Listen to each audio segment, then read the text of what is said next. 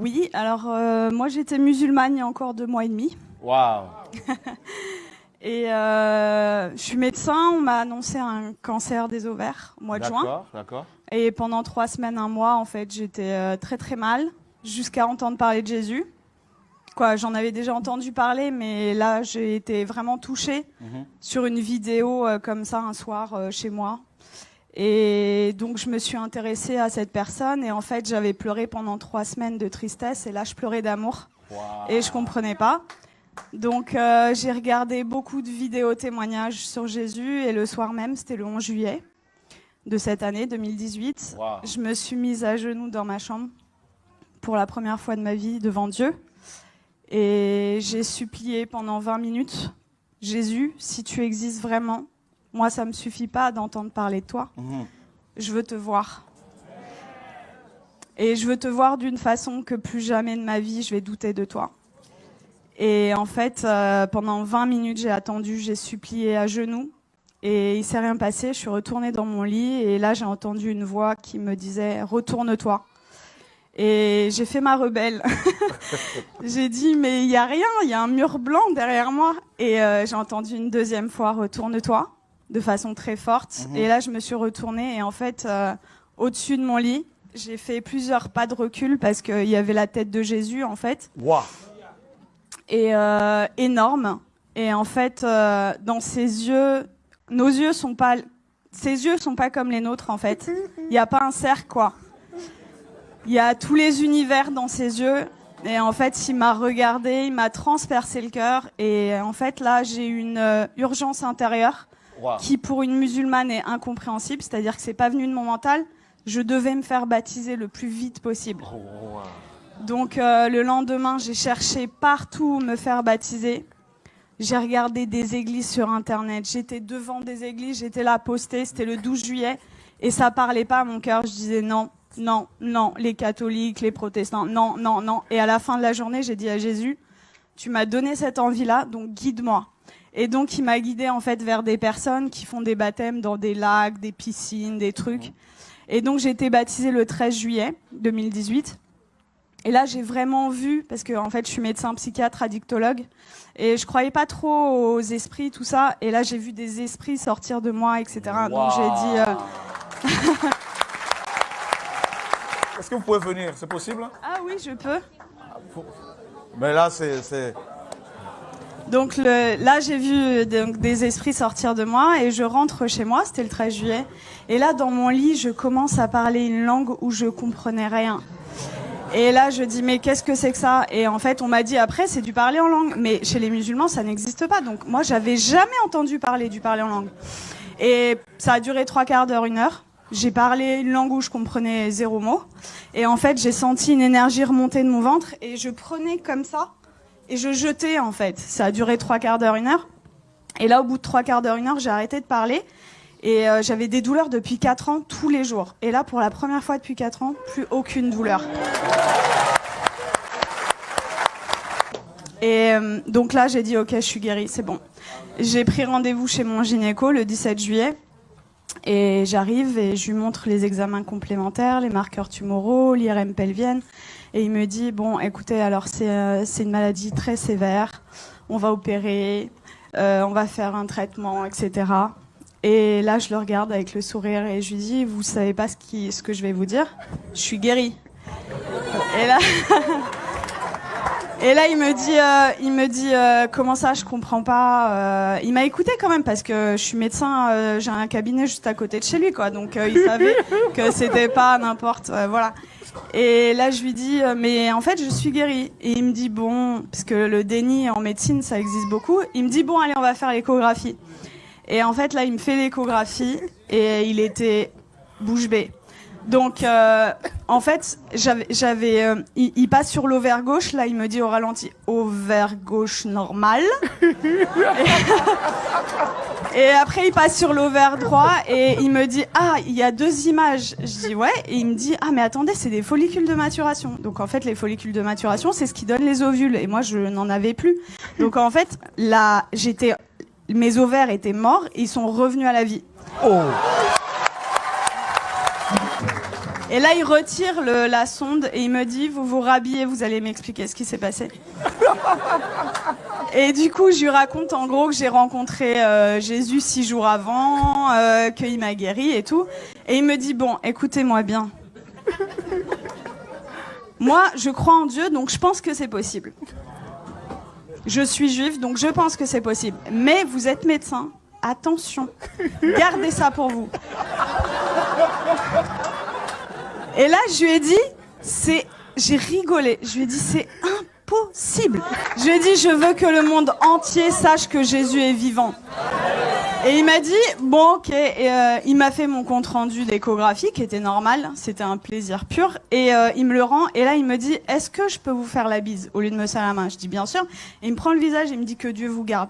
Et en fait, ce que je raconte partout autour de moi, c'est tout à l'heure, le frère disait que vous aviez vécu au Cameroun l'acte des apôtres. En fait, c'est ce que je vis tous les jours, quoi. Et c'est-à-dire que je travaillais que en cabinet. Le Seigneur m'a amené à travailler à l'hôpital, aux urgences. Et en fait, je vois des cas psychiatriques sévères. Et ma première garde après mon baptême, les infirmiers, le geste qu'ils ont fait le plus dans la nuit, c'était ça. Ils y croyaient pas, en fait. Il y avait que des miracles. Toute la nuit. Ils ont pas compris.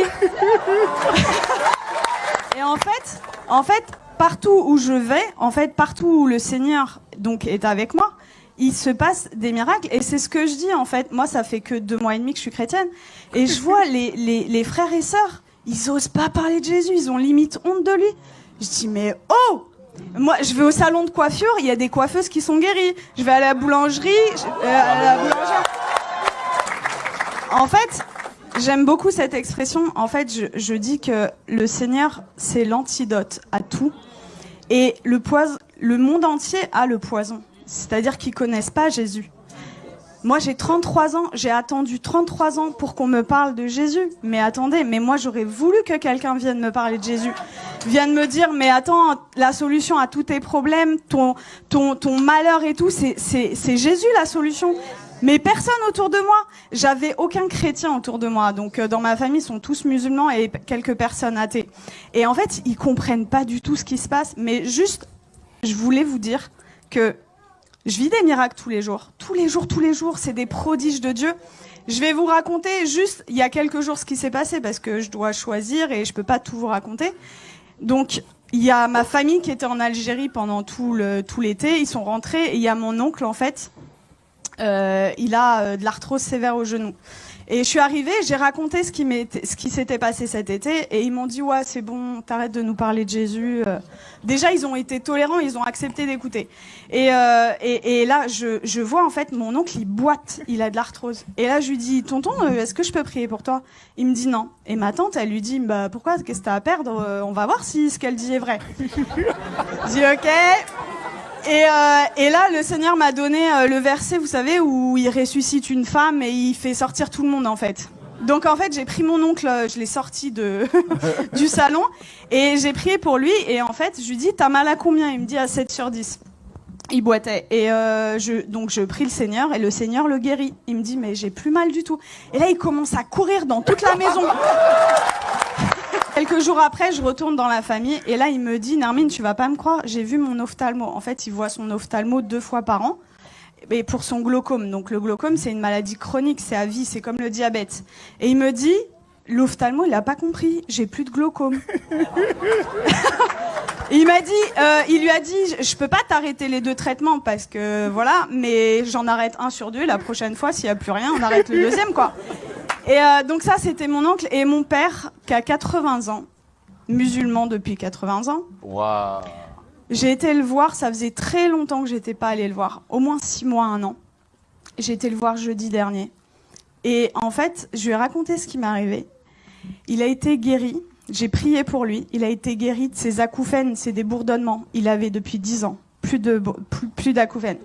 Il avait mal au dos, il pouvait pas sortir sans ceinture. Plus de ceinture, je l'ai sorti sans ceinture. Il voyait double, il avait une diplopie. Il voyait double quand il mettait pas ses lunettes. Plus de diplopie. Et là, au bout de 2 heures, il me dit c'est bon, je me donne à lui.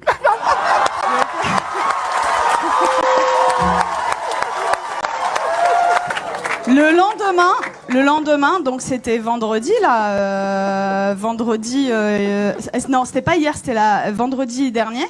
Vendredi, j'arrive, donc le lendemain, en fait là, il me dit tout ce qu'on s'est dit là, t'oublies, c'était des bêtises. Tu me parles plus de Jésus. J'étais choquée. Je dis bon, ok. Et là, dans ma tête, au bout de 2 minutes, je dis non, ça va pas se passer comme ça. Et ça, vraiment, les frères et sœurs, c'est un truc hyper important. Vous priez, mais il faut proclamer aussi ce qui est écrit dans la parole. Et donc, dans ma tête, j'ai dit, je proclame qu'il appartient à Jésus. Je proclame qu'il appartient à Jésus. Et donc, j'ai proclamé. Et là, il me dit, j'ai la tête lourde et tout. Et j'ai dit, j'ai vu l'opportunité. Je dis, je peux prier pour toi? Et il me dit, non, tu m'approches pas. Et donc, en fait, trois fois d'affilée, en 1 heure, peut-être 3 fois, je lui ai proposé. La 3e fois, il me dit, ça prend combien de temps? Je lui dis 5 secondes. Je dis OK. Il me dit OK. Donc, je mets ma main comme ça, je chasse les esprits au nom de Jésus. Et là, il éternue, mais de façon disproportionnée. Et là, il me regarde et il me dit, c'est parti. Je dis, ah ouais? Et il me dit, tu crois que ça a un rapport avec ta prière? Je dis, bah totalement. Et du coup, on est reparti à parler de Jésus. Je l'ai sorti, on est parti manger ensemble. Et en fait, je lui ai parlé du baptême dans l'après-midi. Et dans l'après-midi, il me dit, ok, je suis ok pour être baptisé. Donc là, j'étais là. J'ai dit, je vais te baptiser dans ma baignoire, mais je voulais pas le faire toute seule. Donc j'ai écrit à des frères et tout. Oh, mon père, il veut se faire baptiser. Qui sait? Et du coup, j'ai un frère qui est venu et à 21h vendredi dernier, j'ai baptisé mon père. Et voilà, pour vraiment vous dire que rien n'est impossible. Il a 80 ans, il est musulman. Alors, après ma conversion, le Seigneur m'avait donné une vision où je baptisais mon père. Je disais, ok, Seigneur, mais waouh. Et en fait, ça s'est passé, quoi. Donc, vraiment, ne perdez pas espoir avec vos familles. Tout est possible. Pour nous, c'est impossible, mais pour le Seigneur, c'est possible. Et voilà, vraiment, votre vie, ça devrait ressembler au l'acte des apôtres, quoi.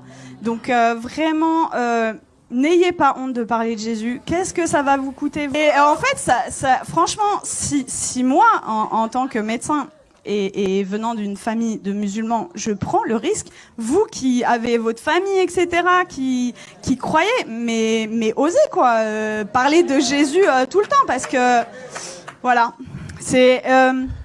J'ai une image qui m'était venue, c'est limite non-assistance à personne en danger, en fait, de pas parler de Jésus. C'est l'antidote des antidotes à tout. Et vraiment, quand vous découvrez un antidote et que quelqu'un en face de vous a le poison, ben vous gardez pas l'antidote pour vous, quoi. C'est égoïste. Donc il faut le partager.